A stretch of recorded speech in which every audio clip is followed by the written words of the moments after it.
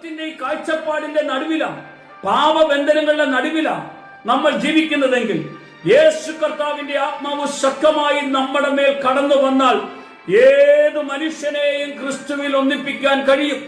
ഏത് മനുഷ്യനെയും ക്രിസ്തുവിന്റെ സ്നേഹത്തിലേക്ക് അടുപ്പിക്കാൻ കഴിയും.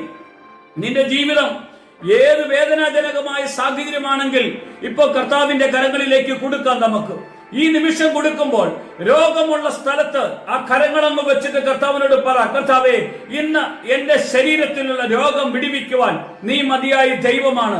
എന്റെ കണ്ണിനെ സുഖപ്പെടുത്തുവാൻ നീ മതിയായ ദൈവമാണ്.